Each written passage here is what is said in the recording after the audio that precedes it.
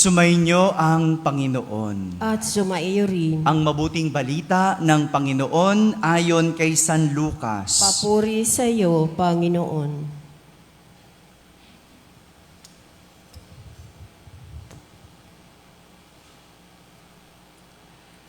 Noong panahong iyon, sinabi ni Jesus sa kanyang mga alagad, "Darakpin kayo at uusigin.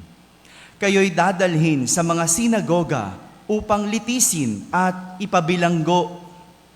At dahil sa akin ay ihaharap kayo sa mga hari at mga gobernador. Ito ang pagkakataon ninyo upang magpatotoo tungkol sa akin. Ipanatag ninyo ang inyong kalooban.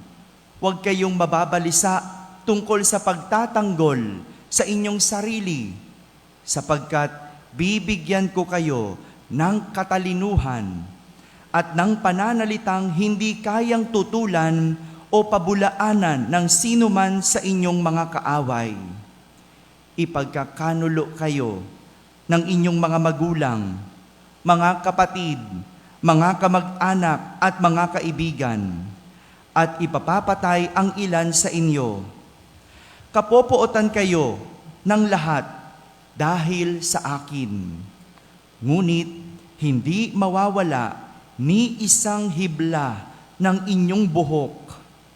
Sa inyong pagtitiis ay tatamuhin ninyo ang buhay na walang hanggan."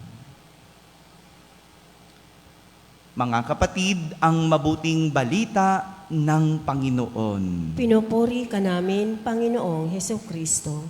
Magsiupo ang lahat at ating pakinggan ang homilya. Magandang umaga po sa inyong lahat. Magandang umaga rin sa lahat ng mga nasa barangay na nakakapakinig ng ating banal na misa, sa lahat ng mga nagsisimba sa kanilang mga tahanan via online, sa lahat ng mga nasa abroad. Isang magandang araw po sa inyong lahat at kasama kayo sa aming pagdiriwang ng banal na misa dito sa ating parokya. Isang babala ang binigay ni Jesus sa kanyang mga alagad. Sabihin niyo nga po, babala. Ang sabi ni Jesus, darakpin kayo at uusigin. Kayo'y dadalhin sa mga sinagoga upang litisin at ipabilanggo. At dadalhin kayo sa harap ng mga hari at gobernador nang dahil sa akin. Sa anumang kadahilanan, walang ibang nabanggit kung bakit mangyayari iyon, kundi dahil kay Jesus. Dahil kay Jesus. Kaya nga, itong babalang ito ay para lang sa mga alagad ni Jesus. Kung hindi ka alagad, hindi ka uusigin. Kung hindi ka alagad, hindi ka papatayin. Ito yung pinapakita ni Jesus na tanging dahilan kaya sila dadakipin at uusigin dahil sila ay mga alagad ng Diyos. Alagad, ibig sabihin, mga tagasunod, mga naniniwala kay Jesus. At isa itong babala dahil bago pa mangyari, sinabi na ni Jesus para hindi magulat ang mga alagad sa posibleng mangyayari.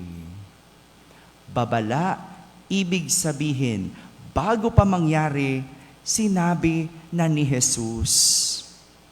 Nais ipahiwatig ni Jesus na hindi madaling maging alagad ng Diyos. Hindi po. Sorry to say, kahit pakiramdam natin, yun ang dapat, pero hindi madaling sumunod sa Diyos. Nandiyan may magagalit, nandiyan ipagkakanulo, nandiyan uusigin. Pero magandang tanda yan, na kapag ikaw ay inuusig, kapag ikaw ay ipinagkakanulo, kapag ikaw ay pinagsasabihan ng masasakit at masasama, ikaw ay nasa Diyos. Isang halimbawa, no? Para bang yung nagtuturo ka sa taong may ginawang kasalanan, hindi ba sigurado may maririnig kang salita mula sa kanila? Kapag pinagsabihan mo, tigil nyo na yang pagbibisyo. Anong sasabihin? Wala kang pakialam. Di ba? Pero gusto mo lang naman, no, magpakita ng malasakit. Yung mga anak, wag na tayong lumayo. Yung mga magulang dito, kapag pinagsasabihan ng mga anak, sa huli, di ba? Bubulong-bulong pa yung anak. Pag pinagsabihan mo, anak, mag-aral ka. Ano sasabihin ng anak? Ikaw nga, hindi ka nakatapos na eh. Di ba? Walang pinagkaiba yan dun eh. Hindi yan malayo sa ganon. Ganon din kapag nagpapahayag ka ng salita ng Diyos, may pupuna sa inyo. Sasabihin, mas banal kayo kaysa sa amin? Ito ang dahilan kung bakit inuusig ang mga nakay Jesus, ang mga alagad ni Jesus, dahil kalaban ng kasamaan ang kabutihan. Kung kaya't sisirain at sisirain ng masama ang mabuti. Sisirain at sisirain ng masama ang mabuti. Pero ang magandang paalala ni Jesus, ipanatag ninyo ang inyong kalooban. Huwag kayong mababalisa tungkol sa pagtatanggol sa inyong sarili, sapagkat bibigyan ko kayo ng katalinuhan at ng pananalitang hindi kayang tutulan at pabulaanan ninuman. Sa madaling salita, hindi dapat ito alalahanin ng mga alagad ni Jesus, dahil si Jesus ang bahala sa kanila. Hindi magpapabaya si Jesus, dahil kapag ang tao ay nasa panig ng Diyos, wala siyang dapat ikatakot. Kapag ang tao ay nasa panig ng Diyos, wala tayong dapat ikatakot.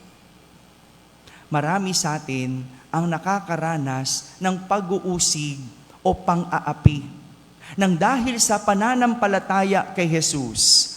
Ngunit, sa halip na malungkot, maging positibo. Tanggapin ito bilang senyales na ikaw ay nasa Diyos.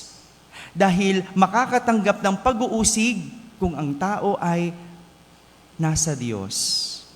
Kung wala kang tinatanggap na pang-uusig, maaring wala ka sa Diyos. Marami yan. No? Takot tayo na usigin. Kaya sasang-ayon tayo sa sinasabi ng iba. Ayaw mong ipaglaban ang divorce. Bakit? Magagalit ang iba. Ayaw natin na napagsasabihan, kaya sumasang-ayon tayo sa iba. Walang pinagkaiba po yan sa isang punong mabunga. Di ba? May kasabihan, kapag ang puno ay mabunga, binabato. Walang pinagkaiba yan doon. Bakit ka binabato? Kasi ikaw ay mabunga. Ganon din sa isang taong sinasaksak sa likod.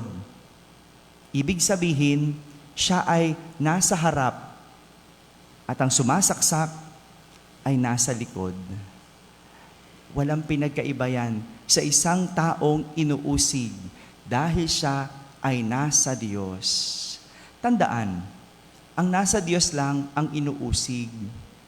Kung wala ka sa Diyos at pinagsasabihan ka, ikaw ay itinatama.